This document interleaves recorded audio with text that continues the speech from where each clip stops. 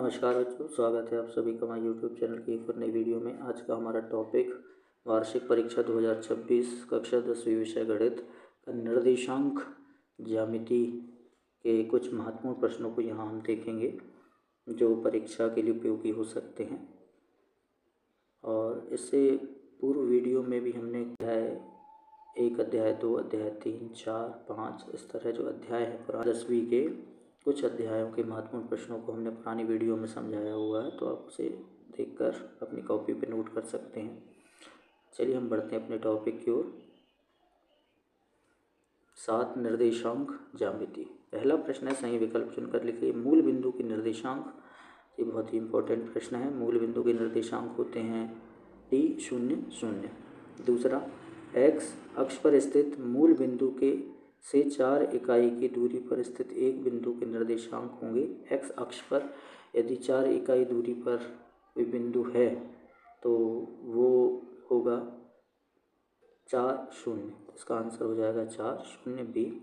तीसरा, बिंदुओं x1 y1 और b x2 y2 के बीच की दूरी, तो ये ए बी बराबर x2 माइनस x1 का square plus y2 minus y1 का स्क्वायर, ये हमारा ए पहला जो है इसका सही उत्तर होगा।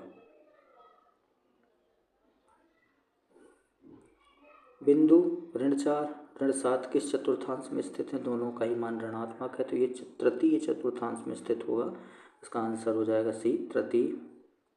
पांचवा प्रश्न, बिंदुओं ए x1 y1 और b x2 y2 के मिलाने वाली रेखा के मध्य बिंदु के निर्देशांक, मध्य बिंदु के x1 प्लस x2/2 और y1 प्लस y2/2, ये ए हमारा आंसर हो जाएगा। दूसरा प्रश्न, रिक्त स्थानों की पूर्ति कीजिए। इसका पहला है, एक वृत्त के व्यास के सिरों के निर्देशांक ऋण 3 ऋण 4 और 3 ऋण 4 हैं, तो उसके केंद्र के निर्देशांक होंगे। तो यहाँ इन दोनों को प्लस करेंगे और 2 से डिवाइड करेंगे तो ये 0 मिलेगा और ये भी हमें 0 मिलेगा। तो मूल बिंदु के निर्देशांक 0 0 हो जाएंगे। दूसरा, बिंदु 4 5 जो है दोनों ही धनात्मक हैं, तो ये हमारे प्रथम चतुर्थांश में स्थित होगा। तीसरा प्रश्न, यदि एक बिंदु का y निर्देशांक 0 है तब वह x अक्ष पर स्थित होगा। तो रिक्त स्थान में हम x अक्ष लिखेंगे। चौथा, बिंदु ऋण 5 ऋण 4 किस चतुर्थांश में है? तो ये देंगे तृतीय।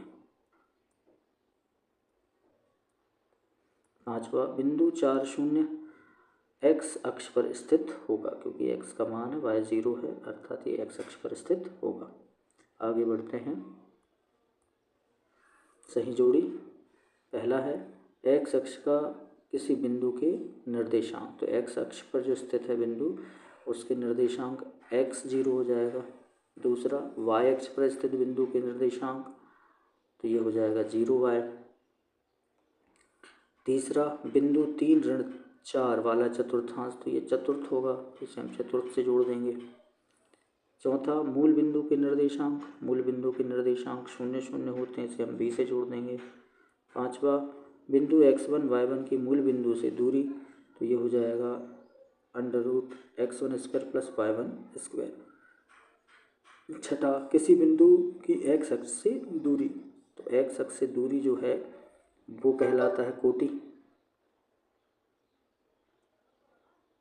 और किसी बिंदु की y अक्ष से दूरी, तो इसे हम भुज कहते हैं। y अक्ष से दूरी यानी x के निर्देशांक तो भुज कहलाएगा और y के निर्देशांक को कोटि हम कहेंगे।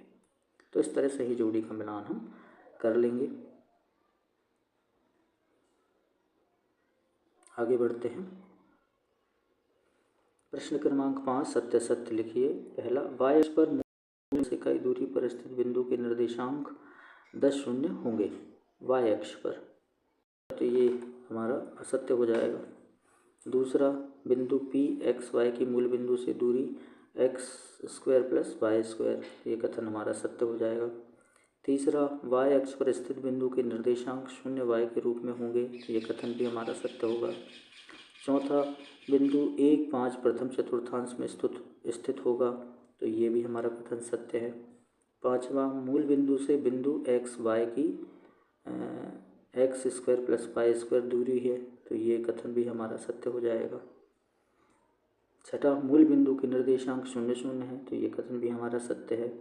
7वां, किसी बिंदु के y अक्ष से दूरी उस बिंदु का y निर्देशांक कहलाता है, ये कथन हमारा असत्य हो जाएगा, वो x निर्देशांक कहलाता है। आगे बढ़ते हैं अगले प्रश्न की ओर। कुछ महत्वपूर्ण प्रश्न। पहला, बिंदु 0, 0 और 36, 15 के बीच की दूरी ज्ञात कीजिए। दूसरा, बिंदु ऋण 5, 7 और ऋण 1, 3 के बीच की दूरी ज्ञात कीजिए।